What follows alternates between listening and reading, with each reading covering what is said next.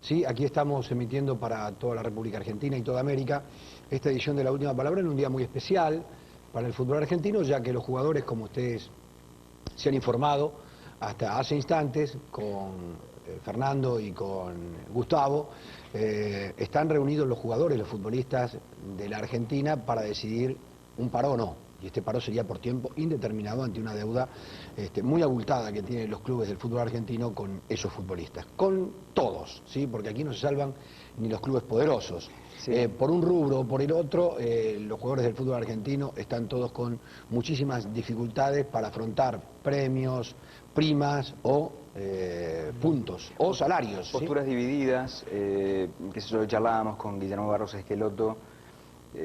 Supongo que tiene que ver con una postura genérica del grupo. Él decía... Es lo que pasa en River también. Bueno, ahí está. ¿Podríamos poner a Boca y a River de un lado? Es decir, por allí hasta Rosario Central. Y hasta Rosario Central. Aquellos que tienen intereses en la Copa Libertadores de América quisieran parar en el campeonato local, seguir en la Copa Libertadores de América. El resto de los equipos, no solamente los del interior del país, sino inclusive los equipos grandes, estoy hablando por ejemplo de Independiente, charlábamos con el flaco Pacet, plantean desde un lugar más simple, o se para todo o directamente no se para. Lo que debemos seguramente expresar muy rápidamente, por lo menos yo quiero dejar sentado que este reclamo de los jugadores es justo, absolutamente justo, se corresponde un debate, una discusión y alertar al fútbol argentino sobre esta deuda que se acrecienta y que parece no tener respuestas el fútbol, los dirigentes, los clubes, para solucionarla. Ahora, uno sabe que ante una determinación de este tipo, el trabajador, el único camino que tiene para ser escuchado es el paro, la huelga, la paralización de la actividad. Hay algunos que buscan un camino alternativo y hasta los dirigentes, algunos como Pedro Pompillo, el presidente de Boca, dicen que entienden el reclamo y hasta, por supuesto, no digo que avalen, pero comprenden la decisión de los jugadores de parar por tiempo indeterminado. Lo que sí dejan el interrogante cómo salir de la situación, porque si no tenemos un peso hoy, tampoco vamos a tener un peso mañana. Claro que lo someten a los jugadores a ese rigor de la negociación, en la que los jugadores muchas veces han entrado y con muy buena disposición, y por el otro lado lo que han encontrado es palabras y nada más que palabras. A la hora de ejecutar, los dirigentes del fútbol argentino se han olvidado de las promesas, de sus propias obligaciones a las que se sometieron hace algún tiempo. Entonces los jugadores cansados ante esta situación no tienen otro recurso que frenarse ante el problema y exigir el pago. Como no hay respuestas, como los propios dirigentes les dicen, entren, pero miren que mañana vamos a estar en la misma situación, dicen, entre una y otra, elegimos esta, sabiendo que nacionalizando la huelga, ahora todo el mundo se va a dar cuenta del efecto multiplicador que tiene el fútbol y sus consecuencias en la sociedad. Si la sociedad argentina está viviendo una situación delicada en lo económico, muy delicada, extrema en algunos casos, y tiene una determinada exposición pública, esa situación general, ahora con los futbolistas metidos también en la cuestión, que hasta aquí no digo que miraban de costado, sino que hacían esto porque no les quedaba otro camino de tener que practicar la actividad, con los futbolistas hasta tomando una actividad, una determinación extrema, van a ver cómo se potencia la situación general, nacional, y cómo muchos van a querer enflaquecer esta historia. Muchos que tienen que ver con las tareas de gobierno. No le conviene al gobierno tener un foco de conflicto instalado en el fútbol, por la repercusión que tiene. Hoy la ministra de Trabajo charlaba con nosotros, Patricia Bullrich, y ella decía, comprendo, pero pido que reflexionen, ¿sí? Porque el fútbol, su actividad, potencia cualquier situación, cualquiera que se sitúe en esos márgenes que tiene que ver con el deporte más popular en la Argentina, potencia la situación a límites insospechados. Y daría la sensación que como le toca al fútbol, le toca a toda la sociedad. Y cuando realmente la que está viviendo todo este problema era la sociedad argentina y el fútbol parecía el margen. ¿Sí? Hoy esto va a tener un efecto multiplicador si es que los jugadores deciden parar. Vas a ver que van a comenzar a opinar todos sobre la cuestión del fútbol. No tengo porque normalmente sobre los conflictos que se plantean en los otros gremios, esto queda reducido a quienes representan a esos trabajadores, a las confederaciones del trabajo que tienen que ver con la cuestión, a los empresarios relacionados con la actividad y al periodismo muy en particular. Pero cuando el fútbol es el que genera el hecho, comienzan desde los filósofos, los intelectuales, los políticos, todos a entender en la cuestión, que han vivido al margen de la cuestión durante todo este tiempo, ¿no? Está bien. No digo que esté mal, ¿eh? No, pero digo, el fútbol tiene ese efecto, esa cosa genera discusiones, opiniones y seguramente aparecerán alternativas de muchos estamentos de la sociedad y no únicamente de los deportivos. Hay situaciones muy dispares, ¿no?, para tratar de entender, de comprender esta situación.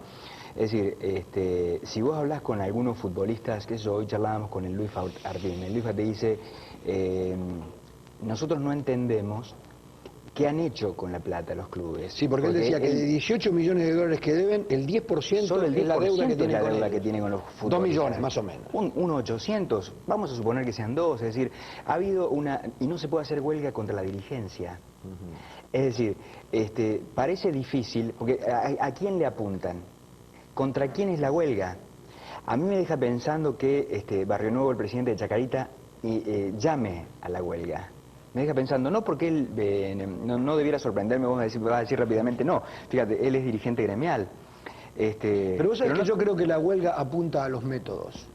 No creo que apunte a un dirigente en particular, sabiendo todos nosotros que muchos dirigentes en particular son responsables de esta situación. Creo que el jugador, cuando vos lo consultás, te dice, lo que nosotros queremos es que esto no pase más. Y eso es atacar una forma de conducir. El asunto es, en todo caso, ponerse a pensar o permitirse pensar si los futbolistas lo que quieren es el reemplazo de los dirigentes, es decir, ser ellos quienes hablen con quienes, por ejemplo, discuten no solamente los premios particulares personales del club, sino, por ejemplo, el dinero de derechos de TV. ¿Entendés a lo que apunto? Digo, sí, no, pero esa situación de la manera que están establecidas las asociaciones sin fines de lucro que conducen a los clubes que practican el fútbol como primer deporte, no da. Si esto fuera una sociedad anónima, por allí, quien es dueño... El presidente de la sociedad podría ser Fabricio Colochini. No, podría decir, bueno, les doy mayor participación en las acciones a los jugadores, los hago partícipes de pérdidas y ganancias, muchachos, vénganse con nosotros, y cuando llegue el hombre de la indumentaria, la empresa de la indumentaria, ustedes negocian con ellos. Directamente. Cosa que no va a ocurrir por la formación que tienen nuestras instituciones. Creo que lo que se repudia, más allá de algún dirigente en particular, muchos de ellos que han sido cuestionados, señalados, y algunos que ya no están y que han perjudicado y en mucho a las instituciones, es el método de gastar sin sentido, sin respaldo, de haber comprado como se compra, esto sí, con la complacencia y a veces hasta con la exigencia, en esto no quiero ser demagogo, de los hinchas, ¿sí?, de los socios, que le piden al dirigente inmediatamente de la primera frustración que cambie al técnico y que traiga al mejor 9. Eso significa cambiar al técnico en pleno campeonato, traer a otro, pagarle a aquel una indemnización hasta el final. Ustedes saben que hubo en la Argentina hasta clubes que le pagaron simultáneamente a 4 técnicos, porque les había agarrado una locura tal, o para ganar el campeonato o para no irse al descenso, que a los 3 resultados cambiaban al técnico y había que pagarle un contrato hasta fin de año. Volvían a cambiarlo y había que pagar uno nuevo. Esa situación, más la necesidad o de no irse al descenso o de ganar el campeonato, llevó a que algunos hicieran contrataciones que no estaban dentro de los márgenes de ese club. Entonces, lo que se repudia es esa manera de conducir, de creer que estas sociedades sin fines de lucro eran sociedades de beneficencia en un momento determinado. Hoy se dan cuenta que algunos están a punto, o estuvieron a punto en el caso de Racing, de perderlas, y hay otros que me cuentan que no están en convocatoria nada más que por un milagro, o porque tienen la asistencia de la AFA, que les ha dado a los clubes en este tiempo más de 70 millones de dólares. Son deudas que tienen los clubes con la Asociación del Fútbol Argentino, que no las devolverán jamás porque los dirigentes dicen, es dinero propio. En definitiva, la AFA es ente que neutraliza las ganancias que se pueden tener por allí, por derechos, de tantísimas cosas, y no puede ser una AFA rica con clubes pobres. Entonces, si nosotros realmente le debemos por una operación administrativa, no se lo vamos a devolver jamás. Pero esos clubes se han manejado como si no tuvieran que rendirle cuentas a nadie. Es que en realidad ha pasado eso, Fran. Durante muchísimo tiempo. No le han tenido que rendir cuentas. Y en esto tiene que ver mucho el hincha, y tiene que ver mucho el socio con la exigencia del campeonato y del grito para con el para con el grito del director técnico que se tenía que ir. Hasta aquí, nosotros recibimos el otro día aquí a dos dirigentes de River, uno dirigente y el otro que no lo era, Bravo y Grosso. Bravo pedía en ese mismo momento que lo echaran a Gallego. Grosso dijo, tenemos que esperar hasta fin de este campeonato, lo cual significaba romper el contrato, porque Gallego tiene contrato hasta fin de año. Y por el otro lado, Bravo pedía echarlo en ese mismo momento, después de haber perdido con Boca. Lo cual significaba un costo para el club. Contratar un nuevo técnico e indemnizar al que se iba. Sí, de todos modos, estaba tratando de recordar el nombre del peruano que vino a jugar a Independiente, el lateral por derecha. Guadalupe. Es decir, nunca hubo hinchas de Independiente que clamaran por Guadalupe. Independiente pagó $400.000. Pero yo te dije, cuando yo digo el 9, por eso te digo, cuando yo digo el 9... Pero espera un poquitito, digo lo siguiente, es verdad que podemos hacer responsable en parte al hincha que grita, pasa factura e inmediata, digamos, pero hay otra responsabilidad. Seguro. Digamos, el tipo que ha sido votado, sí, es cierto que son distintos niveles, pero no le quitemos la responsabilidad a la gente también. La gente tiene que asumir que en Racing tuvo 65 técnicos o 67 técnicos en toda esta etapa de frustraciones, porque la gente se acercaba ahí, lo gritaba y lo insultaba y pedía que lo sacaran y que trajeran uno nuevo. Y que trajeran el mejor, el más caro. Esto era así. No, eso yo te doy la derecha y además fui testigo de lo que pasó el otro día aquí, no hace falta irse tan lejos con relación al tema de Gallego, lo que creo que hay responsabilidades y responsabilidades. ¿Seguro? Hay responsabilidades y responsabilidades, digamos, y yo no puedo entender una cosa, que tiene que ver con la estricta actualidad. Es decir, ¿por qué los jugadores de Racing cobran al día? Es decir, si Racing está cobrando lo mismo en materia de sponsor, sea lo que fuere, en materia de derechos de TV, sea lo que fuere, en materia de entradas, parecido. Bueno, ahí avanzamos hacia un camino que muchos no quieren recorrer. Está bien, pero... que es el tema del gerenciamiento o de la sociedad anónima. Bueno, pero que alguien me explique por qué, mientras en otro momento el club se endeudaba, ahora los futbolistas no solamente están al día, sino que hoy lunes tenían en el cajero automático la plata del punto que sacaron el viernes. Porque quienes conducen, a los que conducen a Racing en este momento les duele las pérdidas o las ganancias. Está bien. Y esto es así. Ahora, la sociedad argentina en general se opuso a esta manera de conducirse. Hasta hace poco, un debate en el que participaron la sociedad todos. argentina no, los dirigentes que están no bárbaros. Solo los dirigentes, hay mucha opinión, hay muchos periodistas que fueron consultados durante mucho tiempo mientras se debatió la cuestión, y los periodistas... Pero los periodistas no deciden. Pero te digo que, ¿Vos crees que no era un interés particular, el del dirigente que decía, no, vamos a mantener el statu quo, porque en el statu quo yo... sigo comprometiendo los dineros de otros, yo no tengo nada que ver porque no rindo cuentas y hasta hago un pingüe negocio. Ojo que al margen de esa situación y por una cuestión filosófica, hay algunos que entienden que este tipo de sociedades son las que le han traído beneficio a la comunidad argentina. ¿Por qué habrían de creerle entonces los futbolistas esta noche a estos dirigentes? ¿Por qué habrían de creerle? Si esto es así. ¿Por qué habría que pensar yo estoy hablando, no me estoy refiriendo a los dirigentes en particular que tiene el fútbol argentino y que defienden... sino a la idea...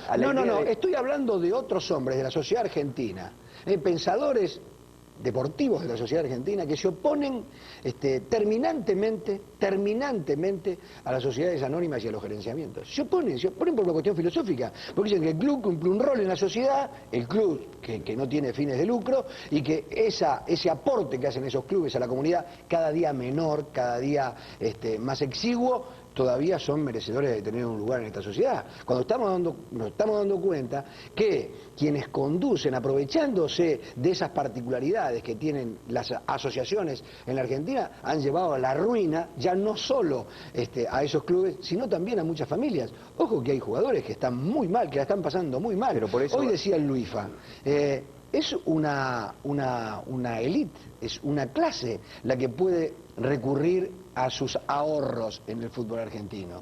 La mayoría de ellos están en Europa. Hay unos pocos que aquí que podrían recurrir a sus recursos para pasar la situación. Otros no tienen para ir al entrenamiento. No, pero esa es la situación clara. Seguro que es así. Pero bueno, aquí estamos.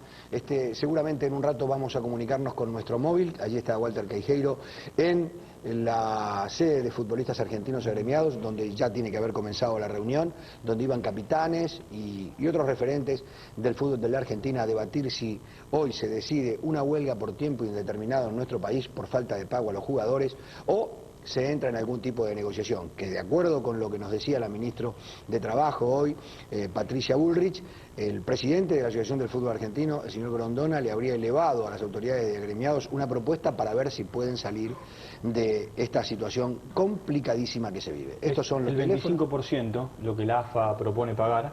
¿Cuánto? ¿El 25%? ¿De qué cifra? 60 millones. Es un blindaje. 12 millones de sí, pesos. Más o menos una cifra cercana a los 15 millones de dólares, es un blindaje, con eso se saldría por lo menos hacia adelante. ¿Pero a quién se los darían? ¿A los clubes? A los clubes. Ahora, lo que me dijo un jugador que estaba... Y se reparte proporcionalmente... Con relación a la deuda que los clubes tengan, sí. Ahora, lo que me decía un jugador que estaba entrando a la reunión es que puede no resolverse en el día de hoy este tema. Claro, pasar a cuarto intermedio. Pasar hasta mañana. ¿Por qué? Porque en un sondeo que se hizo, y quiero decir muy rápidamente que Vélez tiene 12 representantes en la reunión. 12 Vélez. 12 representantes. ¿Hay una deuda fuerte con los jugadores de Vélez? Sí, hay una deuda fuerte con Vélez. Almagro es el único equipo que se pone en contra. Decididamente. Que no haya huelga. Está su capitán, el arquero Grosso, y el jugador va con la tesitura de decir que Almagro no quiere ir a la huelga. Los jugadores de Almagro no quieren ir a la huelga. Y hay otros que tienen particularidades, como los jugadores de Boca y de River, que aspirarían a que la huelga sea parcial, únicamente para el fútbol local y que les permita competir en el terreno internacional. Vamos a esperar, seguramente esto se va a definir mucho más allá de la hora de nuestro programa, pero tendremos en el transcurso de algunos detalles de lo que está ocurriendo en la reunión de agremiados.